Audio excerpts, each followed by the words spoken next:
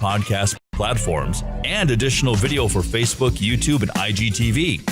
For broadcast possibilities and to get your podcast started, contact us 879-4319. 879-4319. Be heard on Radio St. George, Radio Dixie, and a podcast studio. Just a few of the great things happening at Dixie State University.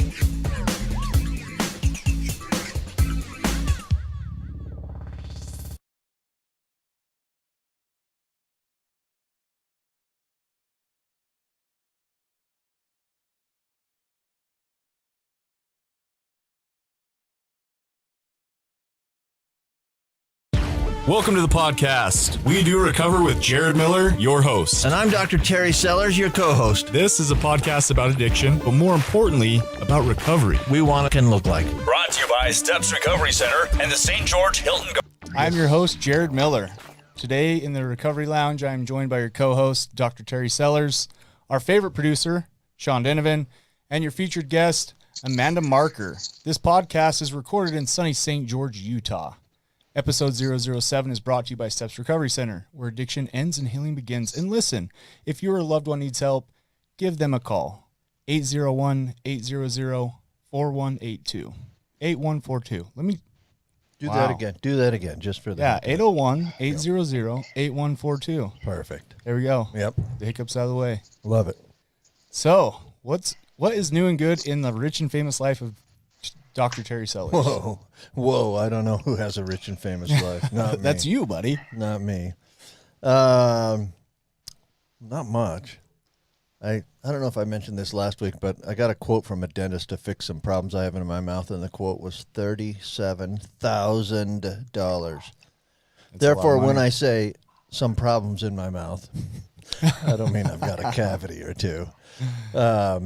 So that's new and good, or it's at least new. That'll make me not rich.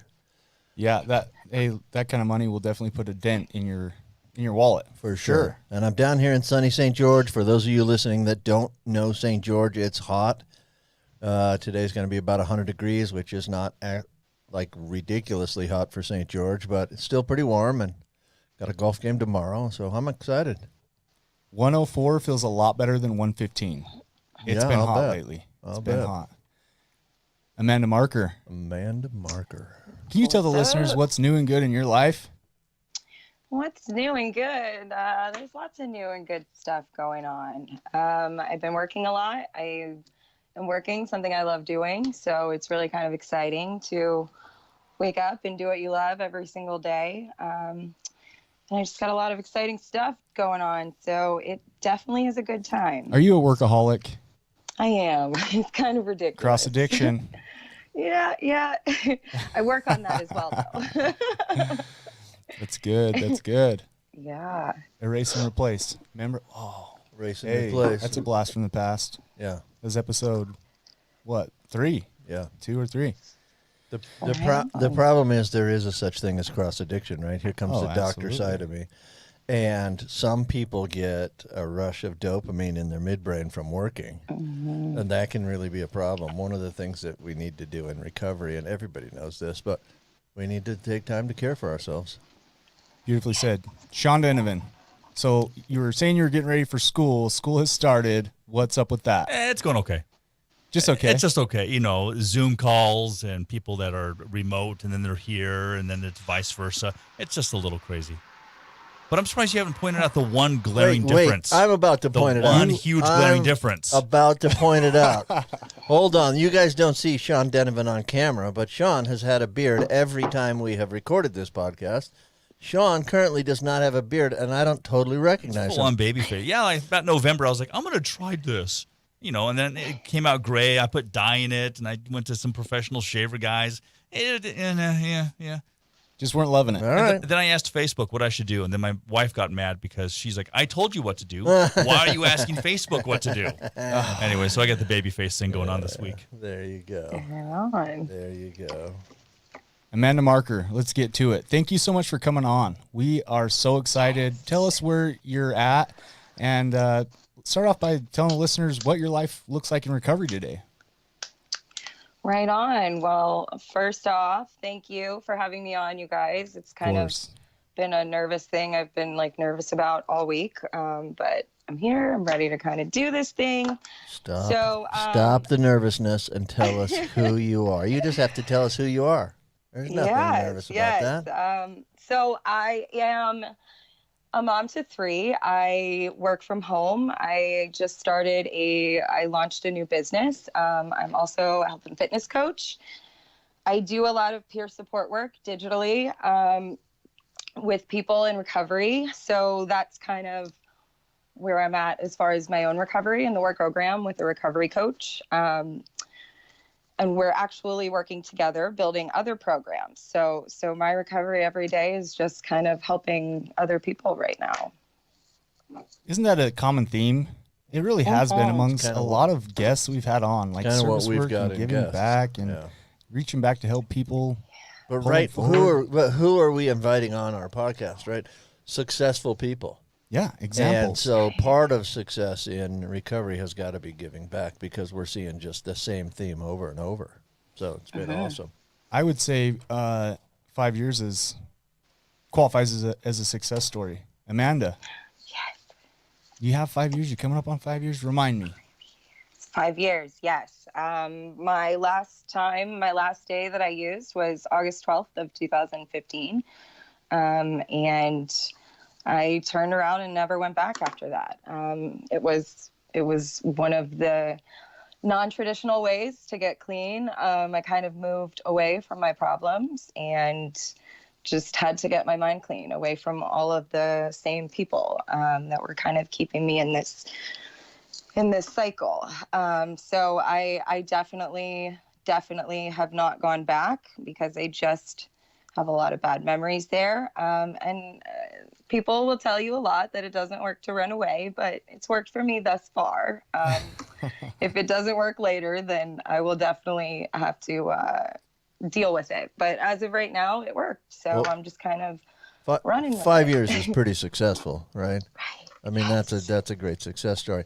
I think there's a lot of people in the treatment industry that will say, and they call it a geographical, where you move away from your problems, and how unsuccessful that is.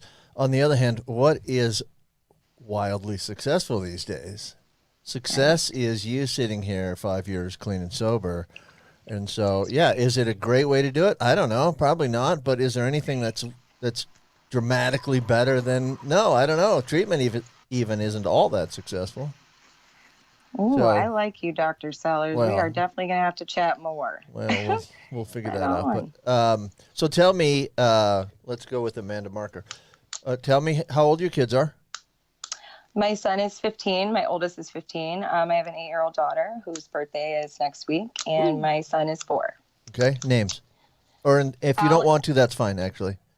Yeah. Alec is my oldest. Okay. And then my daughter, her name is Ariana, and my son is named after my late grandfather, and his name is Randy Hewlett. Okay, thanks. Awesome. I want to know what you got planned for the birthday party. Ooh, not much. It's a rough time out there. Listen, all kids care about is the cake and ice cream. Wait, she's how old now? Presents. She will be how old this? She's turning 9 next week. So you better start planning, because this needs to be kind of a big deal. We're planning inside. I'm not risking all of the children running around sneezing on each other. Not right now.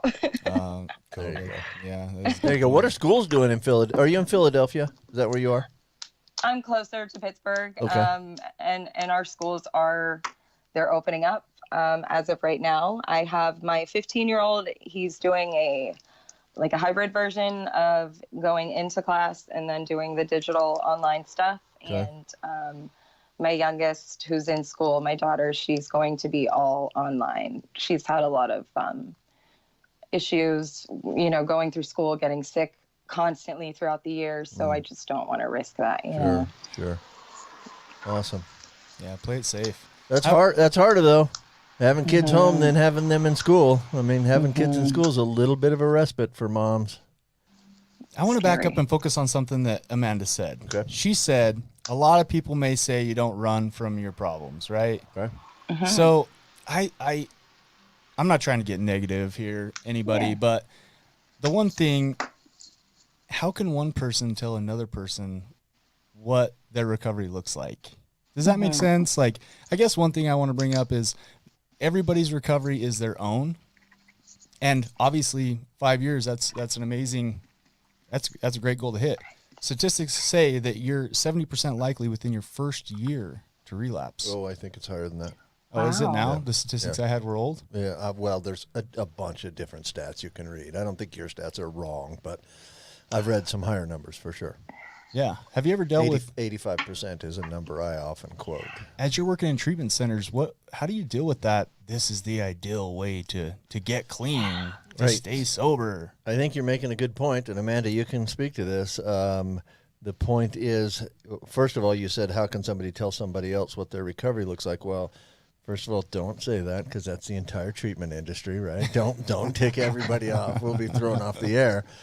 But but what treatment hopefully does is A, teaches some coping mechanisms, and B, points people in the direction of things that are slightly more successful than maybe just doing it by yourself. But again, I don't think they're way more successful. I think they're slightly more. So really, it's an outliner, it's a blueprint to set people up to have the most, Right. the best chance possible. That's all we can do in treatment, right?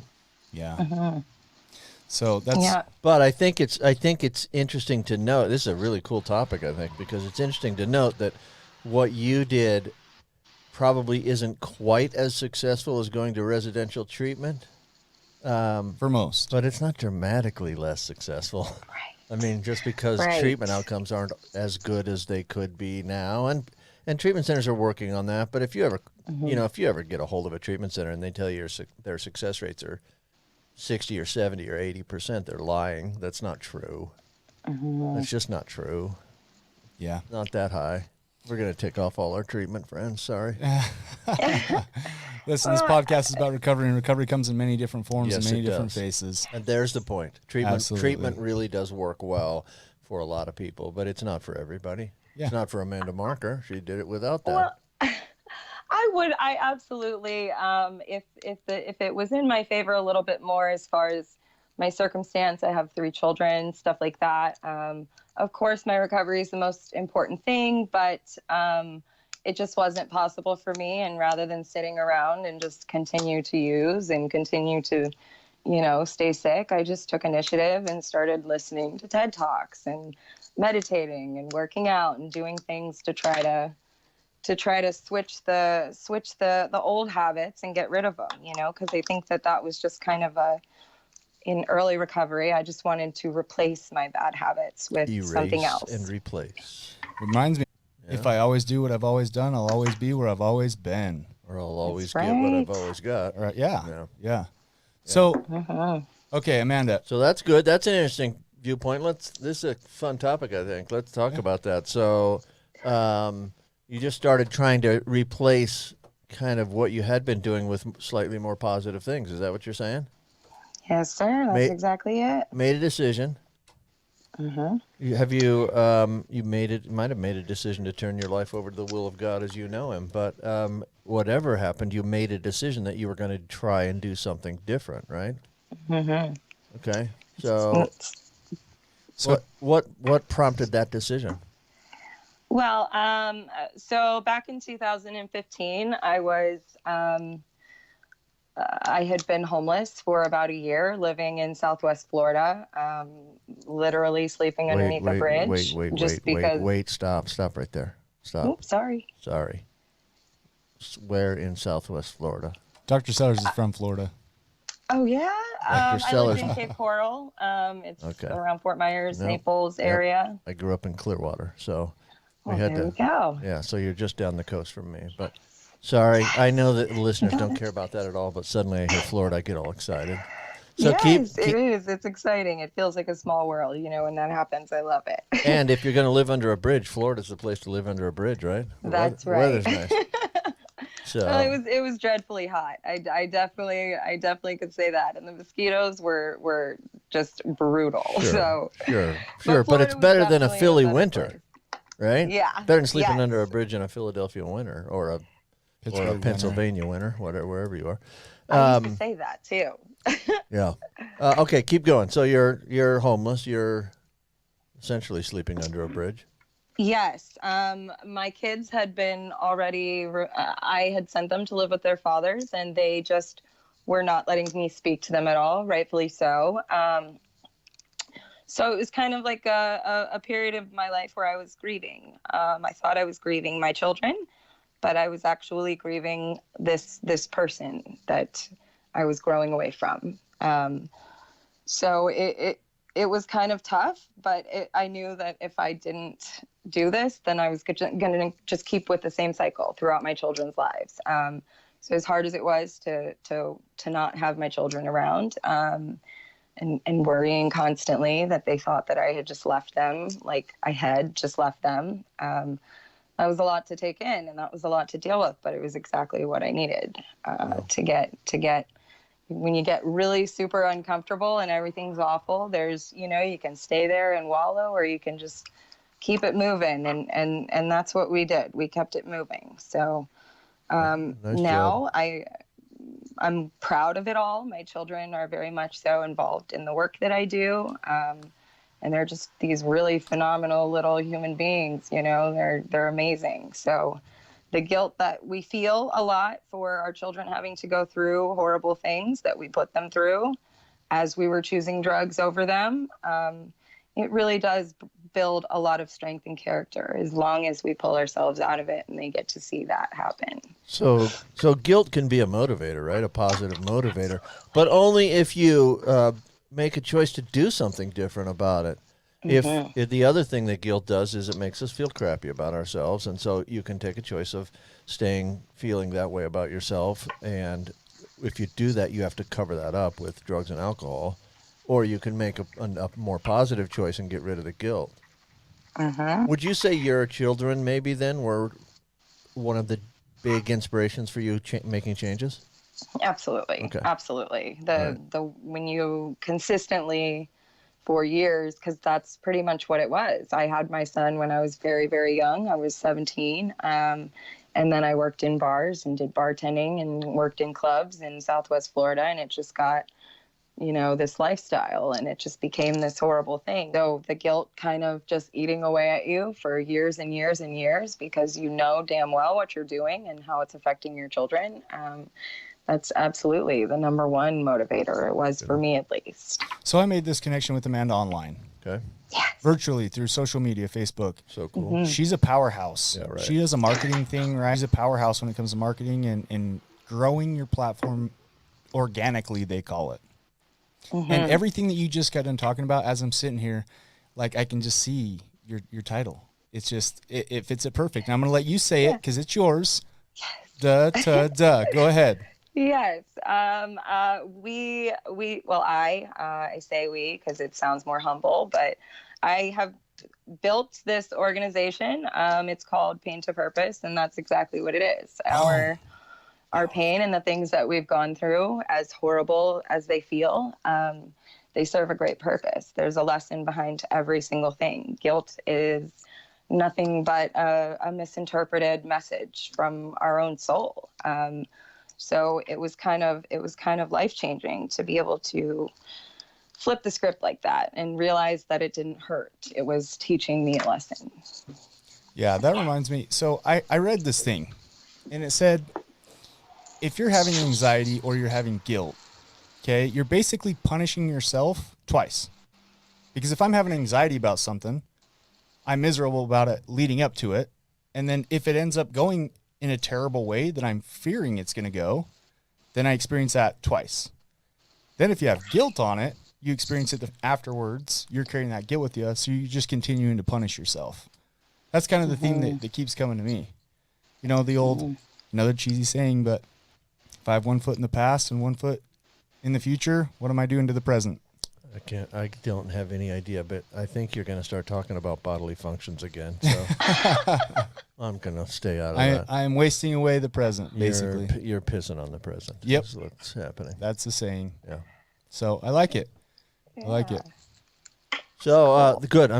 Nice transition, by the way, because I think this is where we want to be right now. And I got a little carried away with some of the backstory, which we can talk a little more about later. But So Pain to Purpose. Tell me what that does, what that organization is.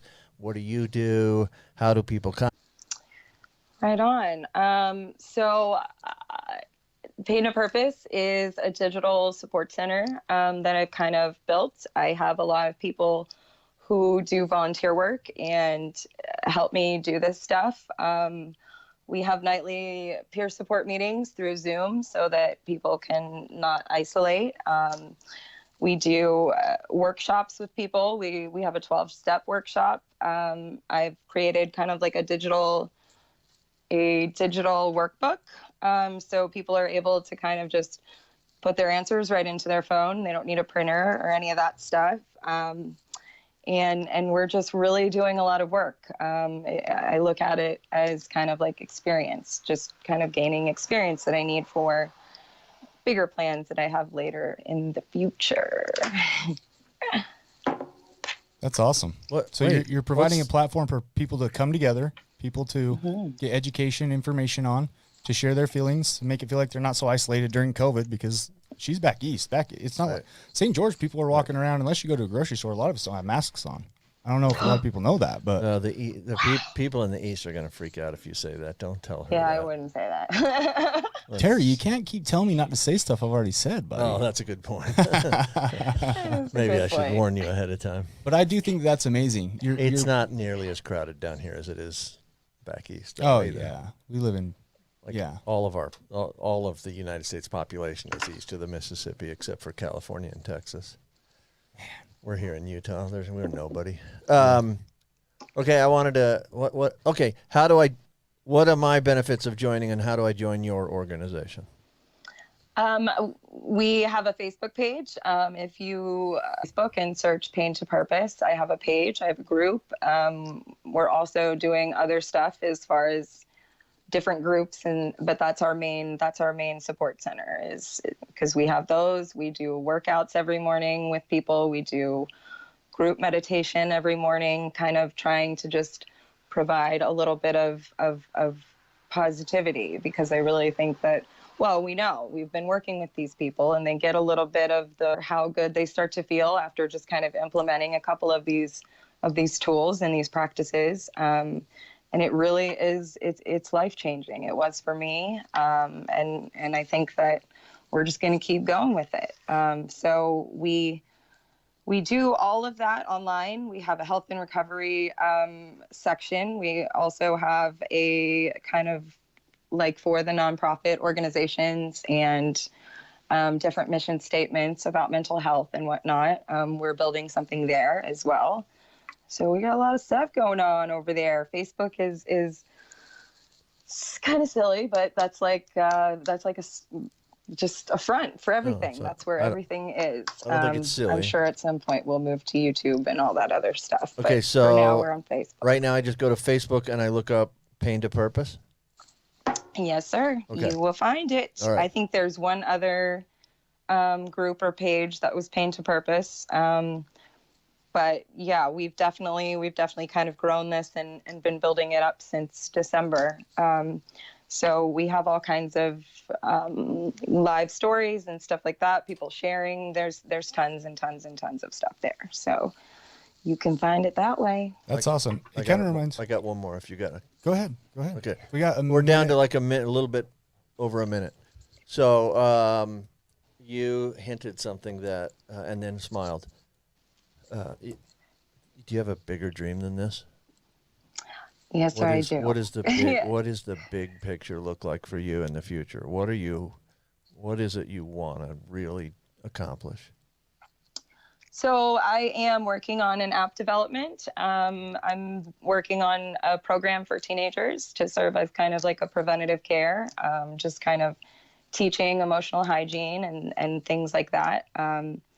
And we are working on an app so that it's just convenient and recovery's there. You can find all the information, make connections with people, and kind of the workshops that we're doing. We've been building all kinds of different programs to kind of serve as a follow-up plan, like a follow-up treatment plan to the 12-step program.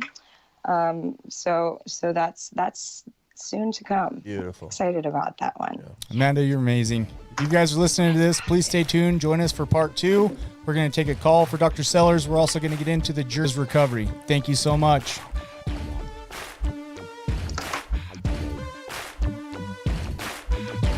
You are listening to We Do Recover with Jared Miller and co-hosted by Dr. Terry Sellers.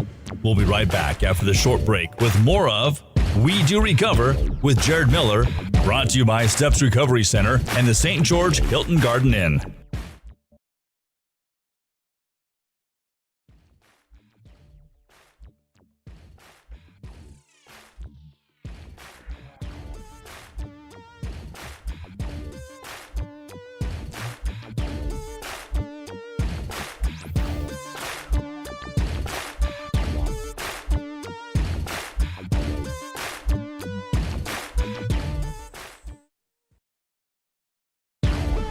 We welcome you back to And now with part 2 of our podcast, Jared Miller and Dr. Terry Sellers. Welcome back. Welcome back. Part 2 of episode 007 featuring Amanda Marker. Beautiful. Hey, can I tell you something? Yeah. Last night, so I come down and we have a sponsor that provides our guests a hotel room. So nice of them, right? So, Amanda, by the way, if you ever get to St. George, Utah, we can get you a hotel room. You're welcome anytime. But I slept there last night, and it was amazing again. It's the Hilton Garden Inn is a beautiful place. Their pool is amazing. They do such a good job. Their hospitality is great. My bed was awesome. So, listen, it's always sunny and friendly at the Hilton Garden Inn, St. George. One of these times I'm going to come over. I'm just going to use your card to go sit in the hot tub and just hang out. Come over and use the pool and the hot tub anytime. Their pool's great. Yeah, my buddy Chris, man, he's awesome. He runs that place. So, cool. We got a call. Are you ready? Okay. Yeah, let's do it. And I just want to say phone call before we get to it. Okay. This is from my friend Amber, and she is amazing. She's probably one of my biggest supporters. She's been Such a sweet person. Great fan. No question. Amanda, you can agree, right? Absolutely. Amber's awesome. All right, let's get to her call. Thanks for calling, Amber. Hi, this is Amber from Lehigh, Utah, and I have a question for Dr. Sellers in regards to his take on legalizing weed. My question is because there's a lot of talk about it in the recovery, and are you sober, are you not sober? I'm just wondering if you know of any studies that they've done to prove its effectiveness in helping mental health illness, recovery, addiction, and kind of your take on that. And the second part of the question that I have, and this could be for Jared as well, is that we've seen a rise in overdoses and with the pandemic and with everything that's going on. But I've also noticed that the biggest thing that I see personally is that overcoming the shame part of it, right? Overcoming the shame of coming back from a relapse, especially if you've had time or with, the meetings and things aren't as accessible, it seems like these days. What is the best way to overcome that shame and be able to come back and utilize the tools that we have? Again, I love you guys. Thank you for your time, and I look forward to hearing the response and the communication on that. Wow. So thanks, Amber, for the question. That was a great question. Two questions. It's 2 questions, and they're awesome. both unbelievably good questions, but super broad topics. Like, we could do episodes on the legalization of marijuana, and we could do episodes on how to get back into it if you've somehow relapsed. Those are both wonderful topics. Let me start tackling the legalization of marijuana. Get it. And it's going to be, I'm going to have to chop it way back because there really is a bunch of stuff here. So my thoughts are the following. We're calling it medical marijuana now, right? Some states for sure have legalized it recreationally. I have my thoughts on that too, by the way. Recreation used to be more than sitting on the couch eating Cheetos and smoking pot, right? I don't understand how that's recreation, but whatever. It does not pot does not motivate you to get off that couch and actually do recreation, for sure. But we also call it medicinal marijuana. Okay, there's not a medicine in the history of the United States that's ever been approved the way that marijuana is being approved currently. Suddenly we're just going to states and we're raising our hand and voting, whether that's, or we're pulling a lever or we're punching out a ballot or whatever, and saying, hey, this stuff's now a medicine. That is not how we do medications in the United States. There's no medicine ever been done like that. So it's interesting that we call it medical marijuana because there's no other medicine done that way. I hate that concept right there. We have tons of problems with our healthcare system, but one of them isn't how unsafe our drug supply is. Do medications, not drugs, but do medications cause some problems? Oh, absolutely. But we have a safer medication supply than any other country on the planet because of the FDA. And again, I don't want to tackle the FDA. It's too broad of a topic. Okay, second part of the course. So anyway, I don't like that we're doing that. Let me just ask you real quick, though, because I've actually there's studies on like people with PTSD, right? Like vets that are coming back that struggle with PTSD. You know, antidepressants are a $2.1 billion industry, and a lot of the times it doesn't help them or they switch back and forth from one to the other. Have you ever come across or heard of any situations where medical marijuana helps those people? Sure. Don't ever interrupt me again, though. Sorry. I'm kidding. Yeah, and I do want to get to that, but I'll get to that sort of more towards the end because it is successful, and there are medical studies for a number of conditions that it's helpful for. There's no question about that. But we're ignoring the way that we do the process normally. We do the process, we study it, we look at the risks, benefits, side effects, all of that stuff, and then decide whether it's worthy of becoming a medication or not, right? Which we're not really doing with marijuana. So, second thought is we have prisons full of people that are in there for smoking or selling weed. I heard a story of a guy that got 27 years for selling an ounce of marijuana. That is absurd. Crazy. That's absurd. I don't love marijuana because I treat addiction a lot, but I also don't think anybody should be locked away in prison for massive amounts of time over a marijuana charge. I don't love legalizing it, but that's another story, and people can argue that. I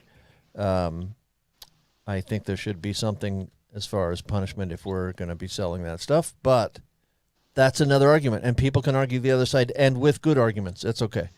They might have legitimate arguments for that. That's a whole different topic. Okay, let me tell you what the studies have shown about marijuana. First of all, the people say it does all kinds of things. Seizures, for example. It does help a few people with seizures, but we have tons of seizure medications which are just as safe. There may be a couple of different subtypes of seizures that respond better to marijuana than other medications, but that's a very small group of people. Probably helps glaucoma. Probably helps spasticity and multiple sclerosis. What else have the studies shown? Anxiety, the studies are mixed. For a lot of people, it helps anxiety, but if you smoke marijuana and think the cops are hiding outside in the trees, that's not helping your anxiety at all. And that is a side effect sometimes. Paranoia is a side effect of marijuana. Schizophrenia is you are more likely to develop schizophrenia if you are smoking pot than if you do not smoke pot. The question out there is, does the pot cause the schizophrenia, or is it latent schizophrenia that was going to come out anyway and the marijuana just brings it out? Right. I don't know that answer. I don't think we have that answer totally yet, but she asked about studies on mental health. Most of your studies on mental health show not really much help in anxiety, although occasionally. Increase in your risk of developing schizophrenia, which is terrible. PTSD has shown some promise, and I definitely have seen some. I'm not sure if I can think of any other mental health conditions. I don't think I can come up with studies that have been done about depression. It might help chronic pain. The problem with that is the opiate addicted patient all think, well, I'll use marijuana because it's not nearly as bad as opiates. And marijuana is probably not nearly as bad as opiates. But there are studies out there that show that smoking marijuana does not decrease opioid use amongst opioid addicts. Well, and if you want my opinion, she asked in the very beginning, are you still clean? That's it. No, that's a flat out no. Well, okay, so let's compare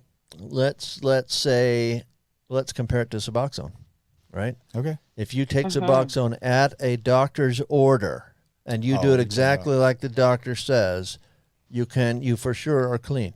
If you're getting it from a medical facility and you're doing it the way you're supposed to be doing, I guess there's Let's some say a argument to doctor has that. prescribed it for something that it's known to work for, and you take that prescription as prescribed.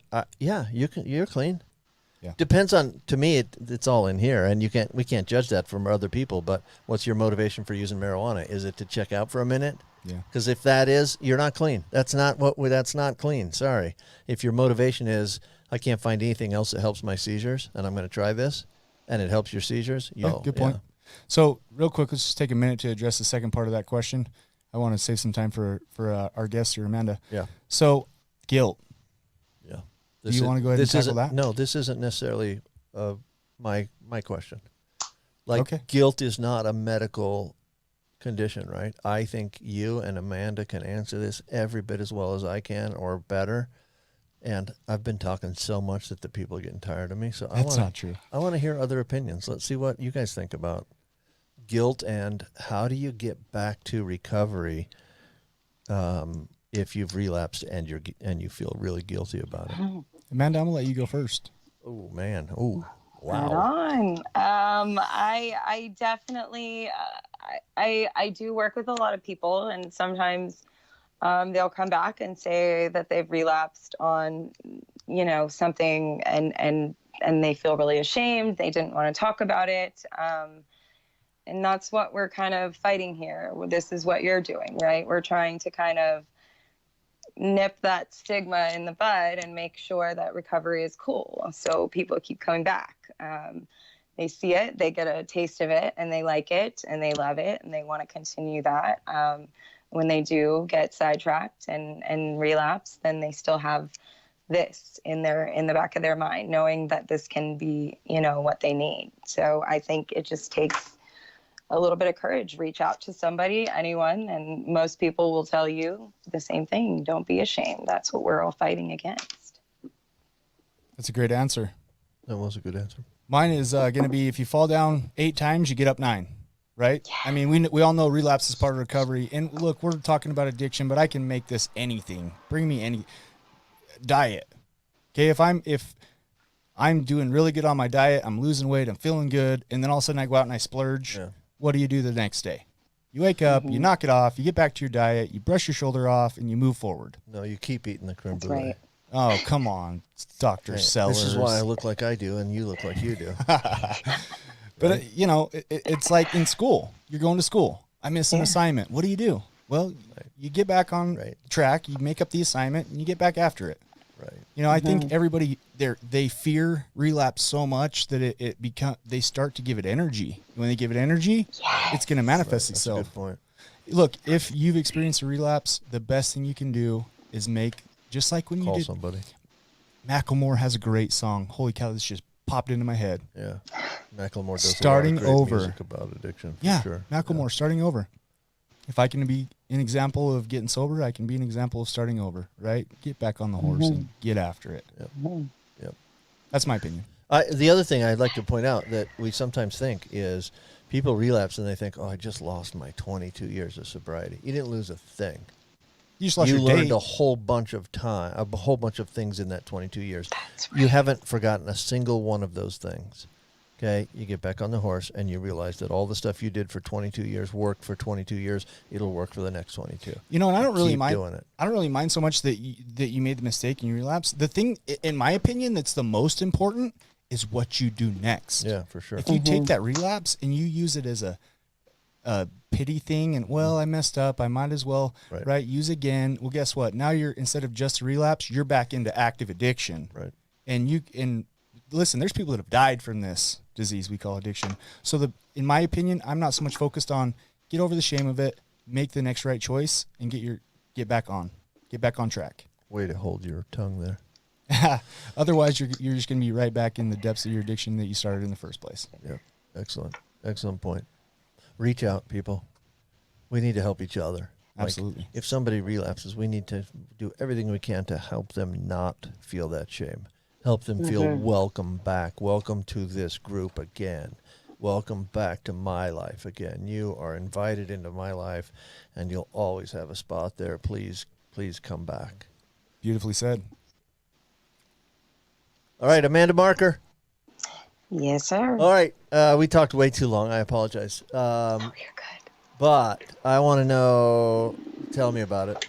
Like tell me when you started, let's go back to the beginning of drug use. What got you started? How did you get to a point where you were addicted and a slave to drugs or alcohol? Just for a few minutes, what was your DOC, your first use? My drug of choice by the end of my addiction was crack cocaine. But it was, I overdosed the first time I was in sixth grade. I was at school. Whoa. I took my mom's Tegretol. It was a seizure medication that she had. And I took a bunch of it. I had to go, the ambulance came to my school. I had to go next door, and they handed me a big cup of this black mushy stuff. It was charcoal. Yeah. Ugh. And they make you drink it. And you're lucky if you drink that, because other times they pump your stomach, which happened to me the next time that happened. So it was kind of a lifelong thing. I had no connection or relationships. My family was very distant. There was just a lot of problems that my mom, she was going through, and she just didn't have any kind of emotional hygiene herself. So she wasn't able to teach it to us. And I started with the opiates after, I think I was 18 or 19. So wait, I missed. So that first use was Tegretol, you said, right? Yes. You were 12 years old. You were in sixth grade. Right. What prompted you? Was there anything going on in your life or your mind that said, I need to take all the Tegretol in my mom's bottle? And that's something I didn't know back then. But was it a suicide attempt, or that's my question, really? No, it wasn't. It was definitely more so just behavioral patterns that I had picked up from my mother, and just didn't realize it at that point in my life. I was just too young. In that stage of life, it's mirroring. If you think about it, she's still mirroring Dr. Sellers, right? No question. Right. Absolutely. Good question. Yeah, good point too. Tegretol the first time. Yeah, and then I ended up going to the doctors. I had some stomach pains. They told me that I had a cyst, or some cysts that had ruptured on my uterus. They say that when they can't find anything else, by the way. I think I learned that recently, but yeah. Back then I believed it. And so they gave me Percocet, and they gave me a medication to reverse the nausea. And I had an allergic reaction to the nausea medication. And I didn't even realize it. I was having stomach problems and didn't know what withdrawal was, but I ended up starting to feel this withdrawal. And then somebody at work told me what this withdrawal was. So then it became real in my head. And it just spiraled for a long time after that. By the time I was, right before I was homeless, I was doing large amounts of heroin every day, IV heroin. I got caught from my husband. We were not married at the time. He found all of the junk and the crap, and he lost it. He hated it. There was a good portion where I was stealing and just robbing people and doing anything that I could to kind of get my next fix. And that landed me on the streets. I was homeless. I had lost my children at that point. So did you Did you later marry him, or had you married him and you were divorced by that point? I'm married to him now. Yes. Oh, okay. We got back together. Yes. Okay. Yes. So you must be incredible. Congratulations. I don't know. That's awesome. Well, I would say, listen, he caught you using drugs and freaked out, and yet you are still together. So that says something about you. Thank you for sharing that with us too. What the question I want to transition this into in our last 5 minutes is, I want to hear about when you mustered up the strength to turn your life around. What did that look like, right? What was some triggers? How did you deal with them? If I'm listening to this and I'm early, I always think about the listener. If I'm listening to this and I'm in early recovery and I'm experiencing triggers, how did you deal with it? What were some of the jobs that you first had that maybe you didn't absolutely love, but you kept trucking and kept going? Tell us about that. You mean once I'd already gotten clean? Yeah, when you were in early recovery. So I think back then it was my grandfather. It kind of happened to where the day after I got here, after I made the decision to leave Florida, we got a call. My grandfather pretty much raised me, and he was in the hospital. He had just had a heart attack, his second heart attack. So we left right that night, went to New York and stayed in the hospital with him for 6 days. And he ended up passing away and dying. And there was a tremendous amount of guilt that I had.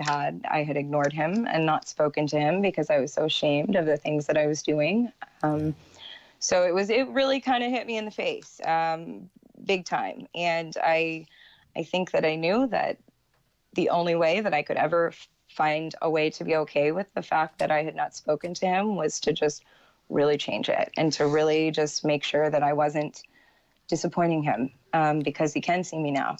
He couldn't see me then, but he can see me now. So that made a big difference. Again, guilt as a motivator, right? Mm-hmm. So guilt to action is the equivalent of your pain to purpose. Yeah. Yes. Pain has a purpose, and so does guilt. That purpose is to motivate us to do something differently.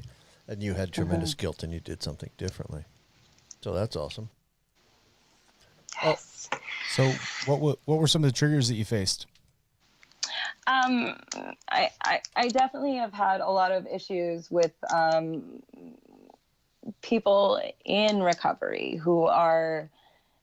I reached out and started reaching out to people in groups, and the first kind of thing that I grabbed hold of was AA and NA, and it was just it was a process to kind of go through that and to realize what parts of that program and that was keeping me very small and sick, and I definitely don't live by that one day at a time anymore.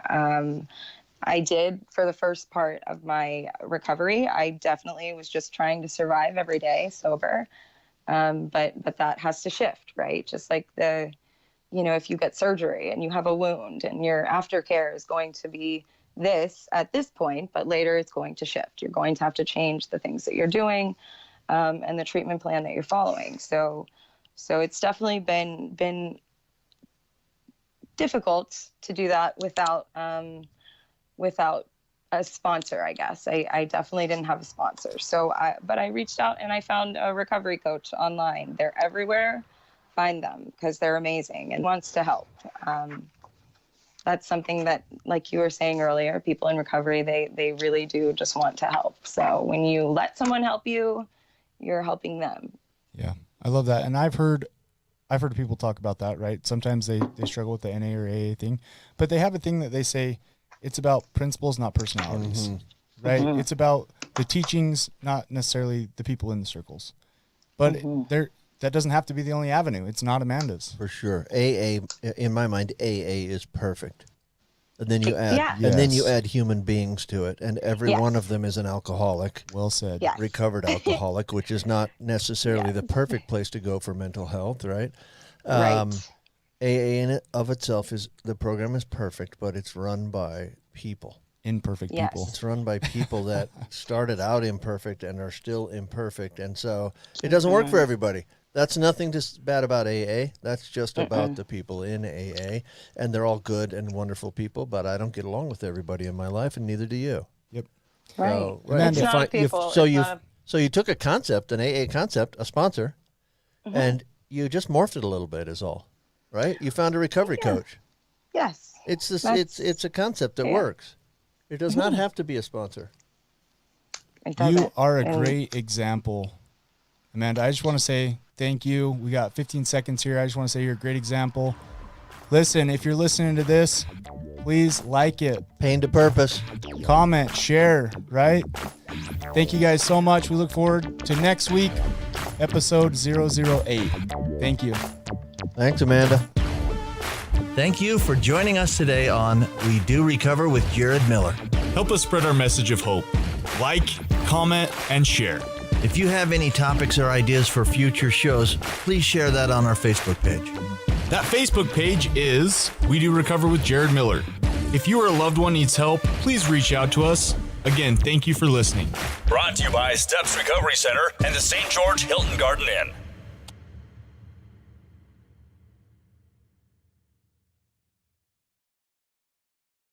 This has been a production from a podcast studio.